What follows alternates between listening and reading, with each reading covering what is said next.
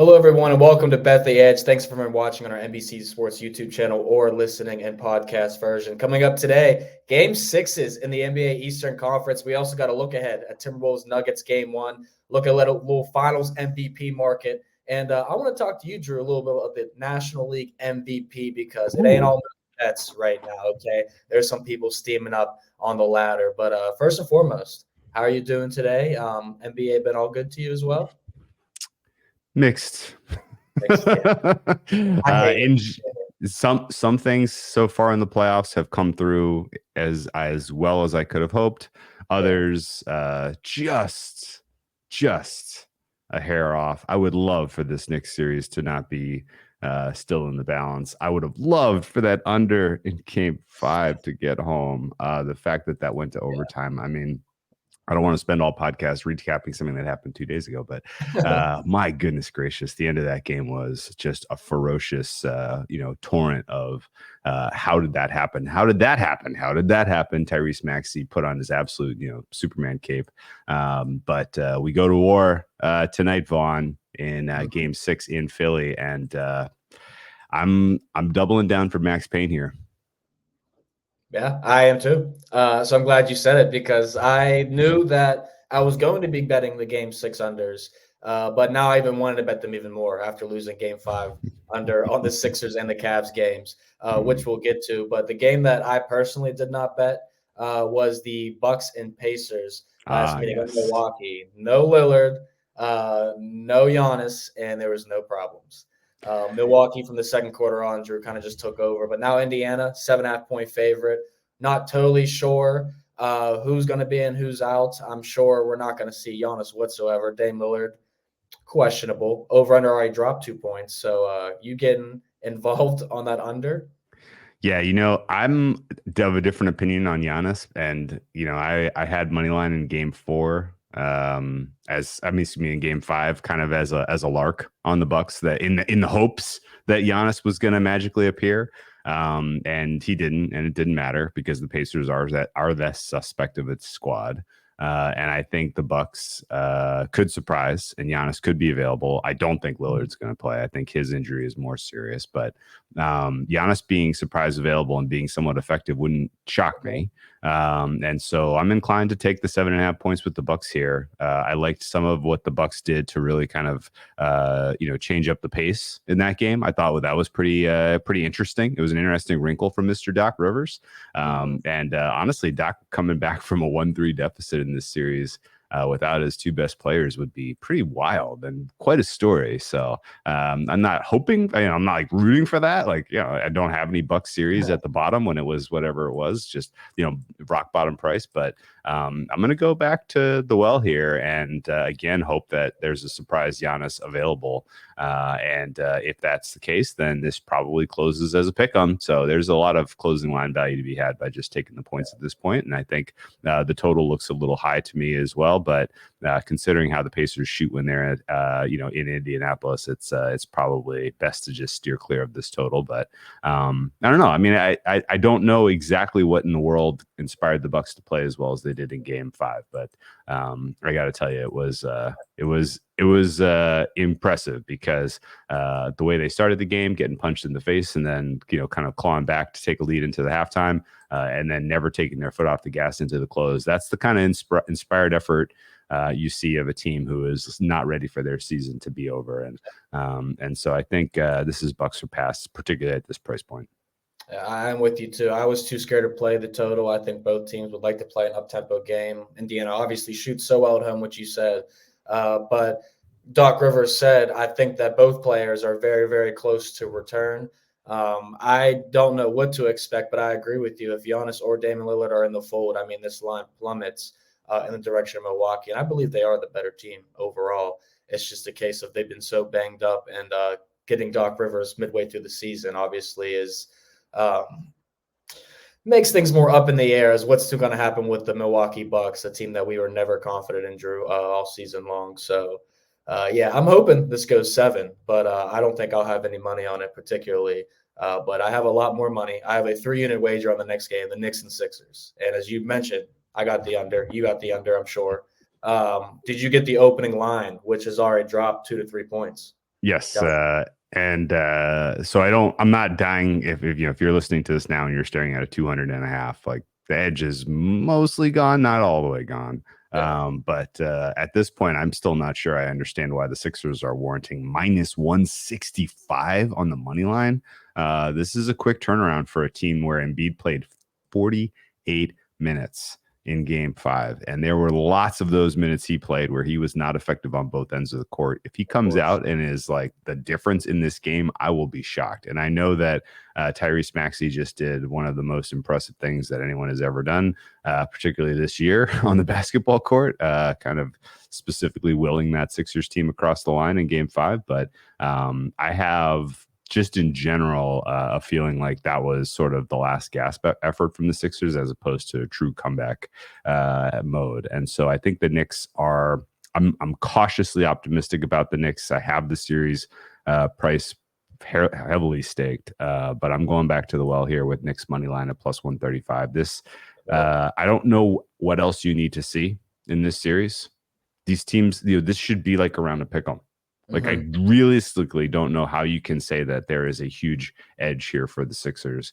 I think the longer we go, I was nervous at first that the longer we got into the series, the more fitness Embiid would be showing us, but it looks to be the opposite. The longer into these games and longer into the series, the more he seems to be worn down. So I would look for Knicks to come through here, and I like that price point, plus 135. Yeah, I mean, Embiid's outside of dealing with the migraine and his usual banged up body issues. He's been dealing with some health stuff. People were pointing out, if you didn't notice, his eye was twitching a lot in the previous game. But he's had some health issues over the past few months too. So he is not 100% out there. And Tyrese Maxey, I feel like the offensive workload's definitely put on his shoulders. I mean, he showed that 46 points in Game 5. But I'm with you, Embiid. I don't know how much of a factor he's going to be. Obviously, he's going to be a factor, but 6 free throws in game 5 on 7 of 19 from the field. One of his worst offensive showings in the postseason of his career, arguably. And right now, you got help from Kelly Oubre and Tobias Harris getting 33 points and 12 boards, but you cannot expect that to happen in game 6. So I'm looking at a lot of the role players, Drew, and I don't know if they're going to step up. DiVincenzo had 22 points in the last 3 games combined, 28% from the field.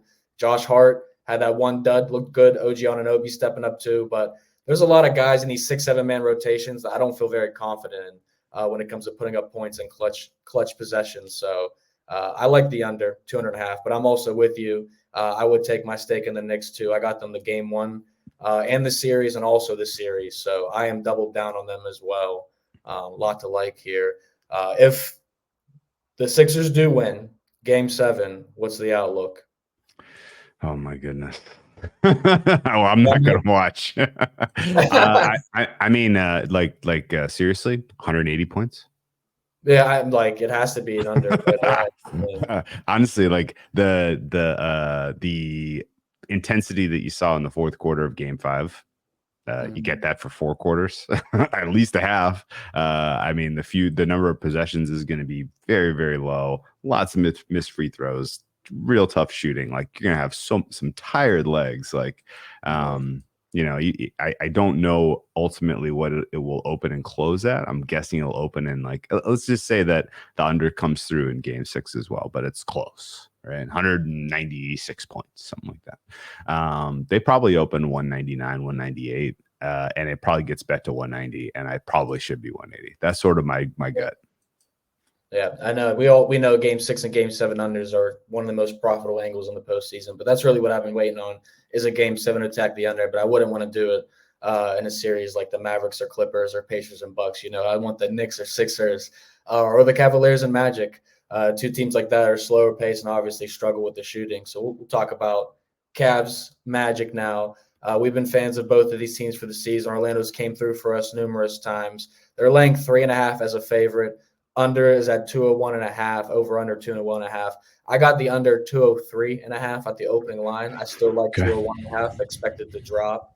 But Orlando has been it's been an all home series, Drew. So I would say take the Magic here on the money line and take the under. Is that how you feel? I'm leaning Cavs, and I know that it's tough to point to anything that they've done to this point in the series and be like, yeah, that was it. because it was this year's mostly been either the Magic kind of flopping or Magic kicking butt. Yeah. and the Magic had a very, very realistic chance to steal that game 5 and win the series in 6. And Evan Mobley finally showed up at long last. He is playing. He's alive. And he had a magnificent block to seal that game winner for Cleveland. But I think ultimately, what you've gotten out of some of the role players so far from the Orlando Magic, the Mo Wagners of the world, Jonathan Isaacs. the Jonathan Isaacs offensively, I don't think is very realistic. Paolo Banchero coming through with almost 40 points in game 5 was a little bit fluky. Donovan Mitchell still, in my opinion, the best player, even though he's been in and out with injury. Getting to the free throw line 10 times was extremely important, even though he couldn't get it in from 3. And I think, the Darius Garland, signs of life, had some nice plays down the stretch, really, really nice drive and dish that set up a huge basket for Cleveland when it looked like they couldn't get much going in the half court. So cautiously optimistic that the Cavaliers can do this. This team is gutless, as we've chronicled at length on this podcast. But that said, Magic being a little bit tight in home in an elimination game, considering this is this unit's first run through, I think is realistic. Yeah, I am nervous though, but Cleveland did not impress me, like I mentioned in the games 3 and 4 in Orlando. I mean, they shot 23% from 3, 12 of 51, turned the ball over 29 times. Don't think we see quite that ineffectiveness on offense, but I mean, like you said, Orlando's young. They're desperate, coming off a 1-point loss where they shot 29% from 3 with 14 turnovers. They're going to want to try and control this tempo and pace in this game, play defense. So that's really why I like the under the most. But the role players, you mentioned a lot of great players for the Cavs. For Orlando, they don't really have that outside of Banchero and Franz Wagner. Gary Harris got you 0 points in game 5. Markelle Fultz got you 7. Jalen Suggs got you 13. But those guys combined for 0 of 7 from 3. And that's the biggest factor. Cleveland can shoot threes. Orlando really struggles. So if Cleveland's end up hitting, Donovan Mitchell in particular, I think Cleveland is the right side. But I'm too scared to play the side, Drew. Well, you're a winner if they just do something special. So you can sit and enjoy the side here. But you mentioned Gary Harris, 0 points. He went out with the hamstring. I don't think he'll play, and I kind of think that matters. The Magic are so thin at guard, and like if his minutes get absorbed by Markelle Fultz and Cole Anthony, well, good. I guess good luck to the Magic, because those guys you can't really count on in this level against the elite defensive team. So Jared Allen, I'm expecting will be back. I hope he'll be back, because he has been the second best player for the Cavs in this playoffs. But I think a full heart performance from the Cavs, at least one full heart performance from the Cavs, would be nice on the road in this series. And if that begets a victory, we can all kind of take a deep breath, I think. Yeah, I agree. And even if it does go to a game 7, I think Cleveland would win that game at home and be another smash spot for the under, which will probably open up under 200 points, we'd assume, as this one continues to decline and move towards 200. But not just NBA being the most exciting time, Drew. It's the most exciting 2 minutes in sports coming up. We don't want you to miss the 150th running of the Kentucky Derby at the Churchill Downs. Coverage starts at 2:30 p.m. Eastern this Saturday, only on NBC and Peacock. And we got a big game on Saturday as well at night. It is the Timberwolves and the Nuggets. Very excited that the Nuggets came through with the -1.5 series price. Very disappointed, Drew. They did not get the sweep for me, but it's okay. I'm looking at a few angles in game 1. The Nuggets are 4.5-point favorites, totals 207.5, which dropped down from 209. I think the first quarter under is a pretty sharp play here, considering these times have some extra rest, some extra film time, and they'll want to come out and control the tempo. We saw Denver struggle with LA in the first quarter. LA wanted to run. Denver wants to play slow. Denver being in the Mile High City, I think they'll try to adjust the pace to the way they want to play. So that's the way I'm looking. Numbers not out yet. What are you expecting here for game 1? I like your look a lot. The Nuggets are a team that has a different, they mix it up pace wise depending on rest disadvantage, and there is no rest disadvantage here. So I think the idea of taking it somewhat slow and trying to just feel out where are the soft spots in this Timberwolves defense is realistic.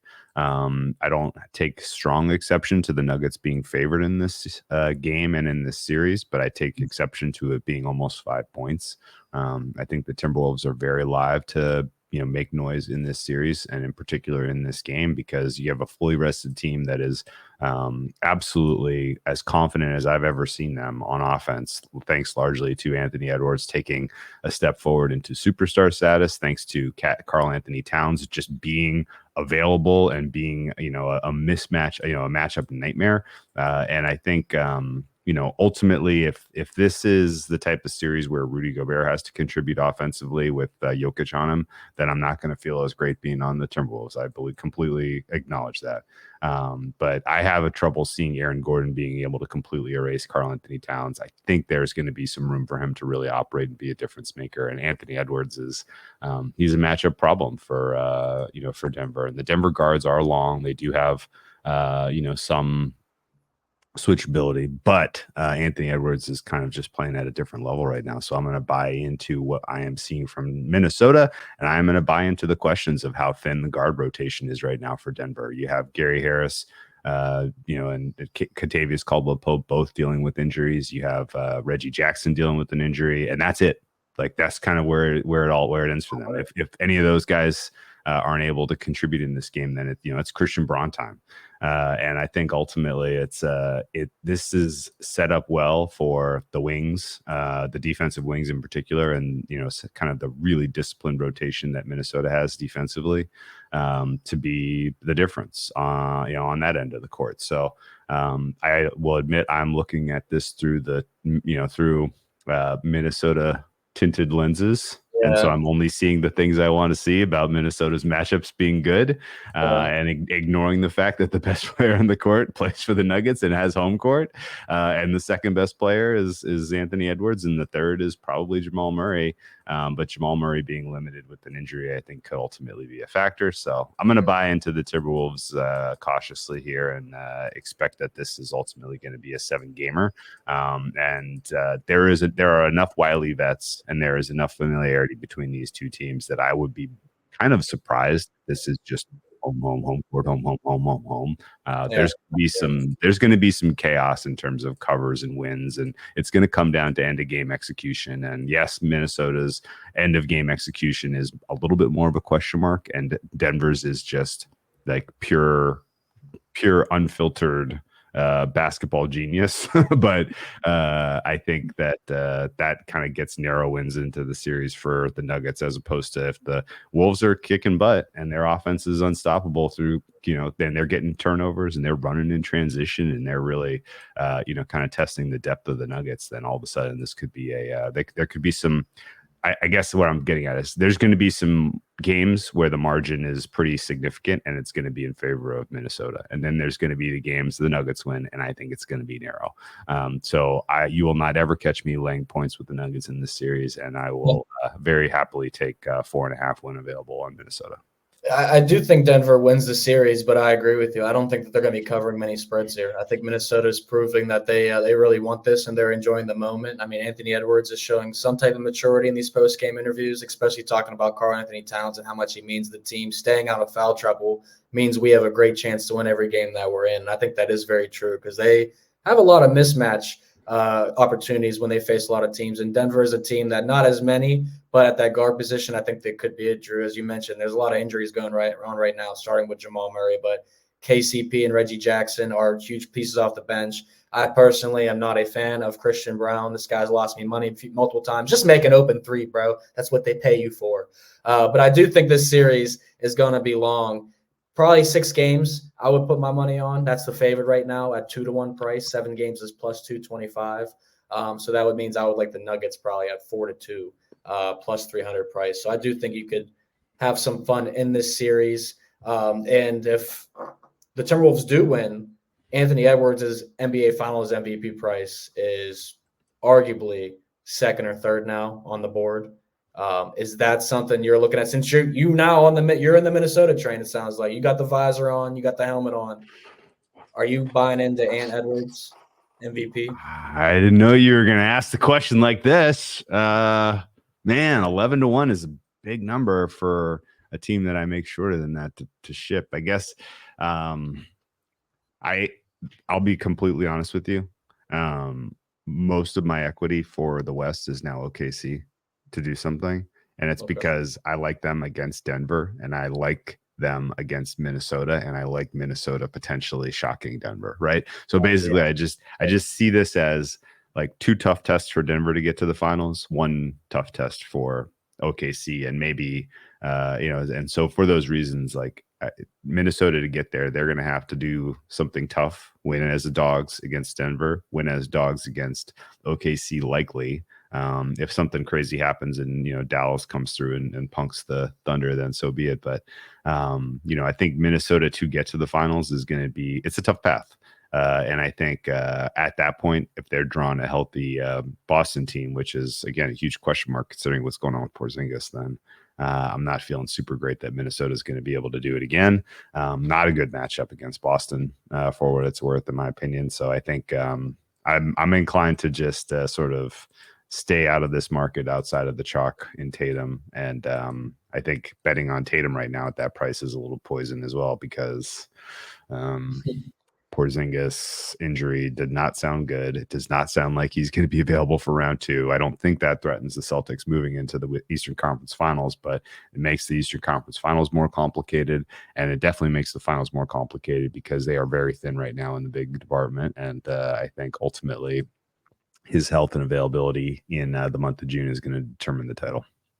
Yeah, I'll make a note too. I was watching the Celtics game, obviously watching the Celtics Heat series, and I was watching with a friend who's a Celtics fan. I kept asking him, why do you guys keep your starters in when you're up by 25 with 5, 6, 7 minutes left in the game? He says, because we're going to find new ways to lose. That was his answer. And I am not as confident in the Celtics moving forward as I once was. And I do think that they can cruise to the Eastern Conference Finals, should win that. But in the NBA Finals, I don't think I'm going to be quick to back the Celtics. So Tatum at that 2-1 price isn't something that I'm interested in. But SGA at 10-1 and Edwards at 11-1, even maybe a little Jalen Brunson at 16-1 in case the Knicks pulled off, would be something interesting too. Do you want just like an insane take? Like a truly unhinged. Like, this is why we're listening and watching the show. What are you thinking? How could Giannis be priced like this? Right? Like, I know everybody has basically put the Pacers into the next round, but this series isn't over. This series, Pacers aren't. I know they're 7.5-point favorites, but like, hey, like he's had a month off now.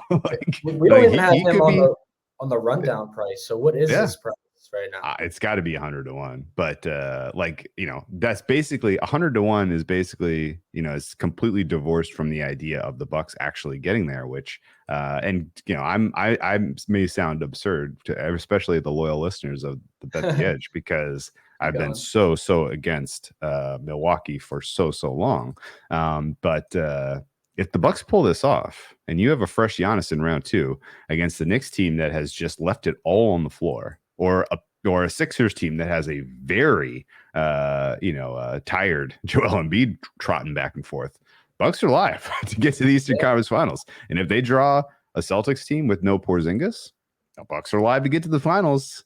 And so, yes, oh my goodness, producer Dan, 125-1 for Giannis right now as the Finals MVP. Like, that bet could lose tomorrow, but it could be alive. And honestly, like, considering how good he is and sort of just the state of the rest of the NBA from an injury standpoint right now, I kind of don't hate it. Yeah, I actually don't hate that either. I was searching around on multiple sports books, and I'm finding everything between 90-1 and 125-1 for Giannis. And I mean, even if that's a $10 bet at this point, and it could be gone the next day, that's value that's going to decrease gradually. And you're right. I mean, with Porzingis being out for the Celtics too, the Knicks playing literally their hearts out in that series against the Sixers, if they win, then I mean, that you make a case. A case. Let's map this out real quick. Pacers are 7-1 to move on. That's an $8 price. We're going to multiply that times. They're going to be about a pick 'em if they get to the next round, because Giannis is going to be back. Dame may be back, likely back. So we're going to make that a 2. They're going to be dogs in against the Celtics in the Eastern Conference. We'll say something like, I don't know, plus 300. That seems aggressive, but I want it to be just to try to get this number as big as possible. So we'll make that times 4. If that's 60, we're up to 63-1. that the Bucks are in the finals, and ultimately, if that is a if they've gotten there, then the market has upgraded them. We'll assume that they're up against maybe the inexperienced Thunder, maybe the shocking Timberwolves, or the defending champ Nuggets. If it's the worst case, the Nuggets are there, then Nuggets are going to be something like minus 180 ish in that series. So we'll give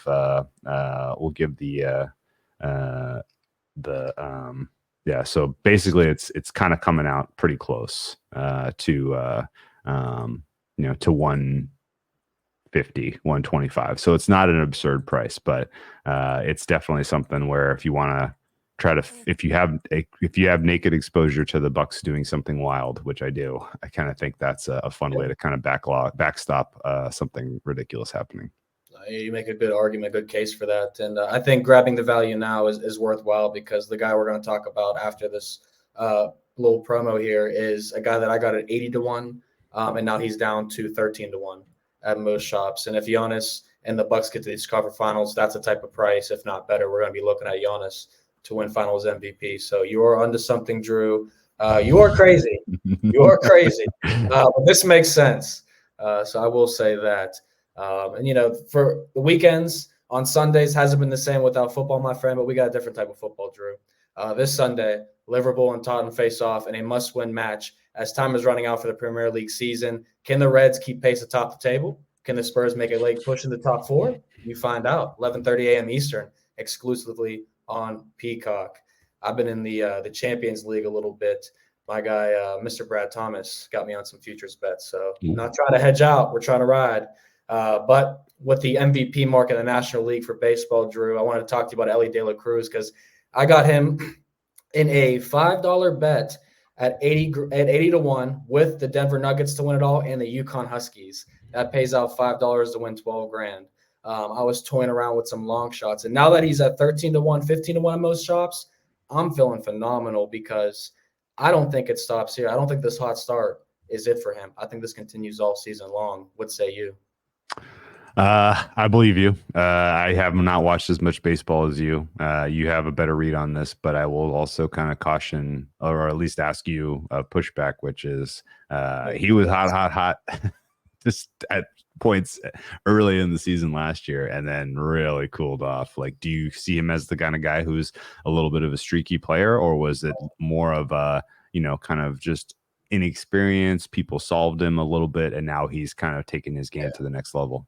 Yeah, I think he's taking his game to the next level this year. He's creating runs. He's stealing far more bases on average now. He leads the league in that. I gave that out at 7 to 1 preseason, also 2 to 1 about a week ago on X again. That's now minus 130 odds. He's going to have a type of a Acuna type season, in my opinion. He's top 10 in home runs right now, as well, hitting bombs all over the place. Mm-hmm. But I do understand that, last season he did fall off, but I think he has put together. I think the Reds could be a team that you should look at to win the division at 5 to 1 right now. It's a very competitive division, and everyone's going to say, well, Mookie Betts is on fire. He had a career year last year. He's going to have 2 career back-to-back years. And don't forget, we also had the conversation that Ohtani could take some votes. Acuna's season's not over either. So I'm thinking this is becoming a 4-man race, and you should want to have some odds on everyone except Mookie Betts right now, because he's not going to be hitting the home runs, I think, this late in the season that he did last year, Drew. Okay. Anybody else you'd rather talk about, though? Well, the only thing in pocket is Ronald Acuna. And honestly, the Braves look to have set themselves up to be like the clear, like wins clear of the field, unless the Dodgers can somehow keep pace despite some of their roster limitations. I don't know. I think I'm underwater on my price I got for Acuna, but 10 to 1 seems bettable. So that kind of stacked that up against De La Cruz at 13 to 1. And, I guess there's maybe a little bit of room for both of those guys. But I think conceptually, if your point is just give me a no on Mookie Betts, so the way the market is kind of already giving him the award here on May 1st, get out of here. No way. I agree. Yeah, I think it's far from over. And Acuna only 1 home run on the season so far. That's why his price is at 10 to 1 right now. But Elly De La Cruz with 8 home runs on the season, I think that's a little short at 13 to 1. Also, his price at 65 to 1 to lead the league in home runs. Not saying it's going to happen, but there's another long shot for the people here. at Bet the Edge. So we're getting out of here. Drew, what is your best bet for the day? We're going to go with the Knicks. Game 6. Outright. Money line. Plus 135. Let's get them. Let's go. I love it. It's a dog day, ladies and gentlemen. I'm going with the under and that Knicks-Sixers game, but I also got some units riding on the Knicks to win that series. So I am aligned with the well capper, which is always a good sign. All right, Drew, let's get out of here. We appreciate all the visitors watching us live, everyone audio version. Thank you, producers Dan and Adam, for holding us down as always. And don't forget to head over to NBCSports.com for all your info, fantasy or betting. For Drew and Vaughn, thank you again. We'll see you next time.